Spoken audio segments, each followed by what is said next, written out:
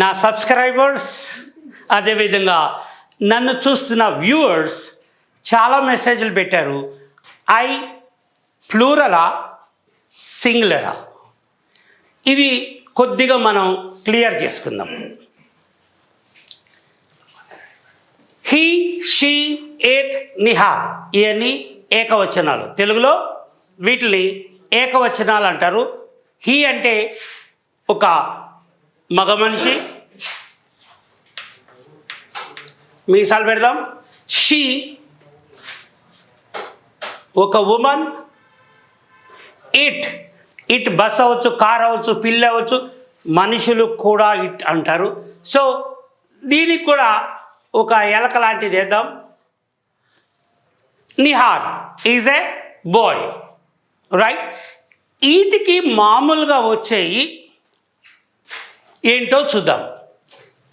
He is అంటే అతను ఇప్పుడు.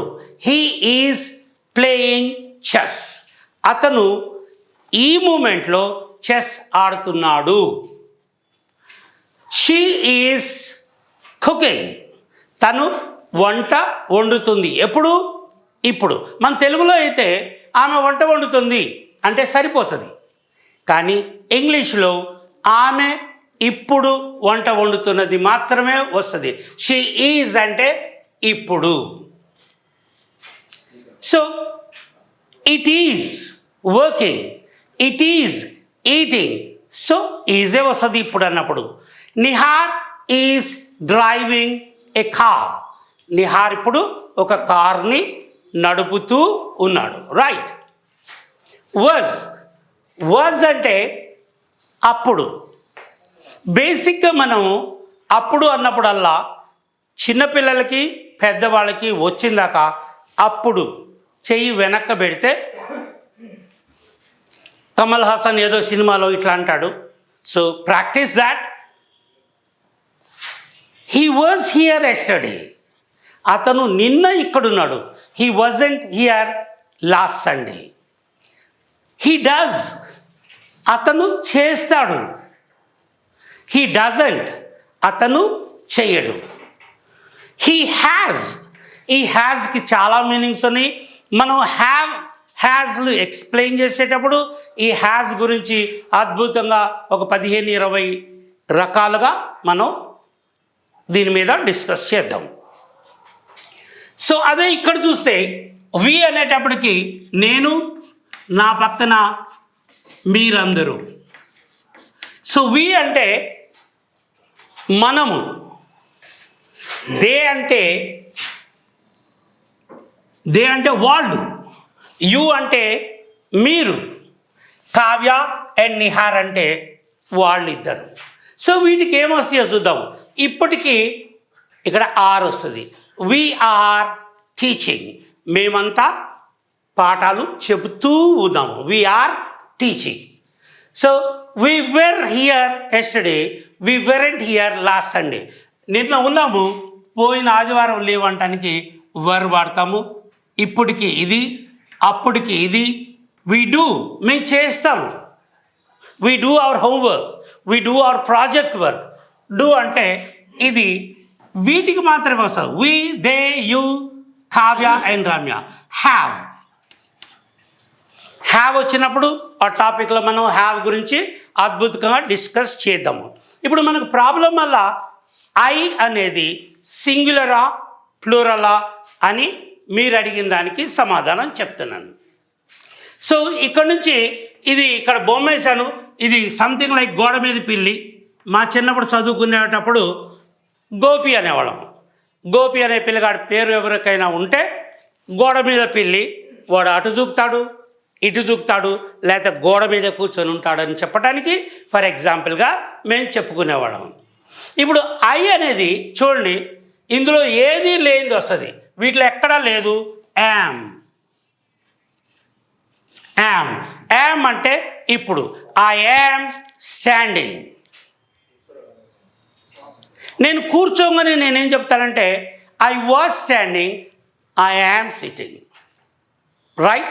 సో డీపర్కి వెళ్దాము. ముందు ఈ ఐ గురించి తేల్చేద్దాము.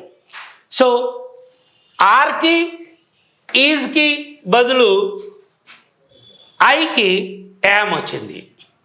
రైట్? మనం ఈ వాజ్ని తీసుకొచ్చి ఇక్కడ పెట్టేద్దాం. I was. సో ఇది సింగులర్లోంచి వచ్చింది, అంటే ఏకవచనం నుంచి వాజ్ వచ్చింది. రైట్?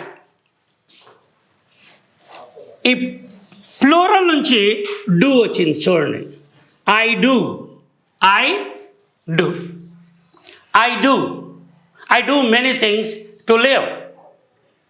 మళ్ళీ ఇదే విధంగా ఐకి హ్యావ్ కూడా వస్తుంది. అంటే మీరు ఇప్పుడు గమనించండి, ప్లూరల్ నుంచేమో డూని తీసుకున్నాము, ప్లూరల్ నుంచి హ్యావ్ని తీసుకున్నాము, సింగులర్ నుంచి వాజ్ని తీసుకున్నాము, ఎక్కడ లేనిది యామ్ని తీసుకొచ్చి పెట్టుకున్నాము. సో ఇది మీరే చెప్పాలి, ఇది సింగులరా ప్లూరలా. ఇప్పుడు మన తెలుగులో కూడా అలానే ఉంటుంది. ఎవరైనా పెద్దోళ్ళు వస్తే మీరెప్పుడు వచ్చారు అంటారు. అదే చిన్నపిల్లగాడు వస్తే నువ్వెప్పుడు వచ్చావురా అంటారు. నువ్వు మీరు రెండు ఉన్నాయి తెలుగులో, కానీ ఇంగ్లీష్లో మీరే ఉంది. రైట్? యు. అట్లానే మన తెలుగులో ఉన్నట్లే ఒకసారి ఒకళ్ళనేమో మీరు అంటాము, ఒకళ్ళనేమో నువ్వు అంటాము. సో ఇది మీరు డిసైడ్ చేయండి. I was, I am, I do, I have. ఇవి రెండేనేమో ప్లూరల్ నుంచి తెచ్చుకున్నాము, ఇదేమో సింగులర్ నుంచి తెచ్చుకున్నాము, ఇదేమో పైనుంచి ఊడిపడింది. So this is am. So am ఇలానే మాట్లాడాలా. మీరు చాలామంది అడిగిన వాటిలో ఈ భాషలో ఇది సైలెంట్ ఎందుకు, ఇది ఇలా ఎందుకు, అది అలా ఎందుకు అని అంటారు. I'm sorry to tell you, మన తెలుగులో కూడా అన్నీ మనకు తెలుగు వచ్చు కాబట్టి తప్పులాగా అనిపించదు, కానీ తెలుగు రాకపోతే వేరే వాళ్ళకి చెప్పేటప్పుడు ఇవి కూడా అలానే ఉంటాయి. సపోజ్ మీరు భోజనం చేశారా, మీరు మంచినీళ్ళు తాగారా, భోజనం అనేది సాలిడ్, మంచినీళ్ళు తాగారా అన్నది లిక్విడ్, సిగరెట్ తాగారా అదేంది, సిగరెట్ ఎట్లా తాగుతారు మీరు తెలుగులో?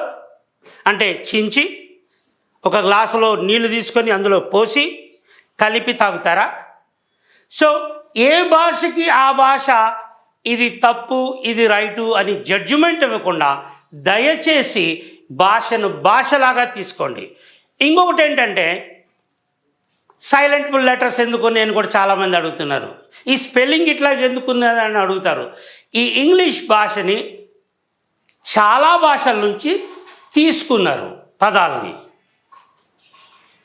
అంటే ఫ్రెంచ్, లాటిన్, జర్మనీ అన్ని భాషల నుంచి, ఈవెన్ హిందీ నుంచి కూడా జంగల్, జంగల్ అంటే అడవి, ఫారెస్ట్ అనేది ఇంగ్లీష్ పదం, జంగల్ అనేది హిందీ పదం.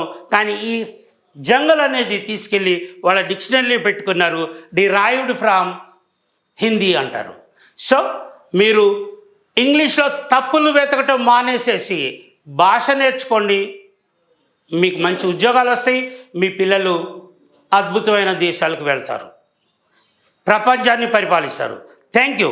This is for you.